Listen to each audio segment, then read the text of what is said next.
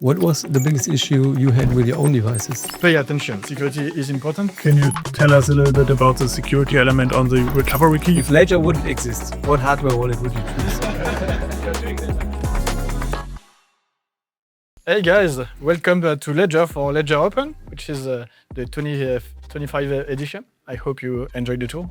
Thanks for having us. Good. Yeah, we got a lot of insights, and I'm really excited to tell you or to ask you some questions we didn't ask in the dungeon.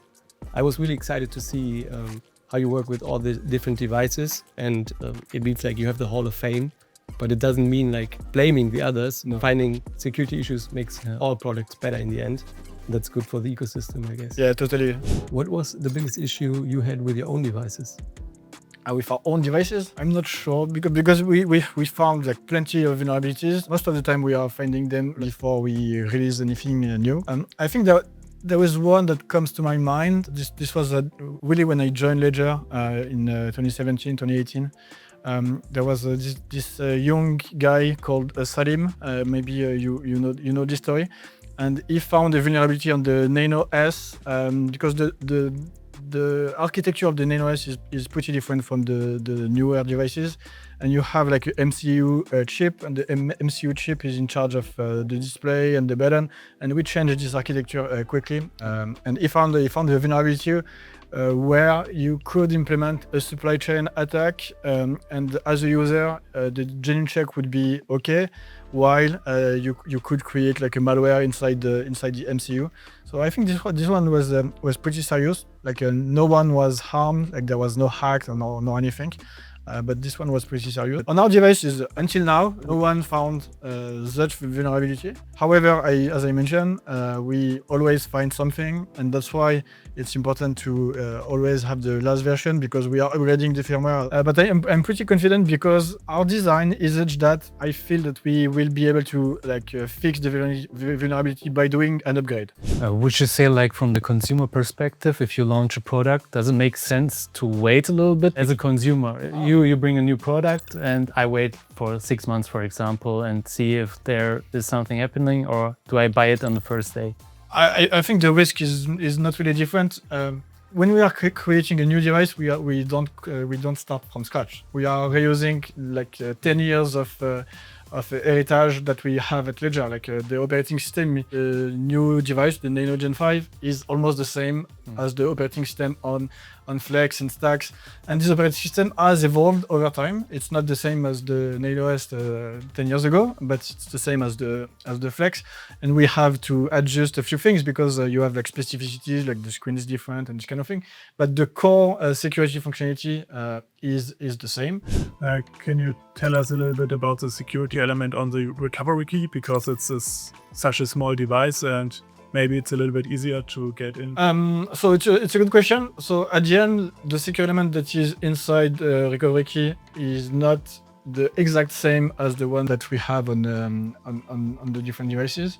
The main difference is that on Flex Stack, the Gen 5, we are loading our own operating system inside the secure element, so that we have a full control on the circuit, and we can drive the screen, we can do whatever we want. And then on recovery key, that was not necessary to have like this full control, and we are using a secure element that is already embedding an operating system, and what we have done is just to create a small applet, a small application.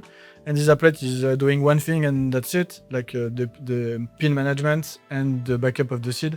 And that was not necessary for us to load our own operating system. It would have been like more complex, and in the supply chain of NFC card, it's more complex to have like a dedicated chip. So that was like really more adapted to use like a secure element with Java card, which is the operating system that is inside the NFC card, rather than rebuilding everything. That was not necessary to do that. But in terms of level of security, it's really the same level. They have like similar security certification. We got some questions here. Isn't all this paranoia over security overkill perfect? That was also one of my questions I had in mind, because I got my community asking me all the time, like, am I safe? And I think like, okay, you're just no one knows you, no one knows that you have crypto at all. And if someone finds a device, or a letter with words, does he even know what he's doing? So what do you think about the whole security overkill thing? It's a really good question. I think it's important to pay attention to security and remember that security is important, because if you don't pay attention and you start doing like weird things, you're using like software wallet, signing anything without verifying, you will get tracked. The problem is like there are so many attackers on the field that are after your crypto that you need to pay attention to this. But if you like follow a few steps, if you have a good backup, you use a Ledger device, you always clear sign your transaction.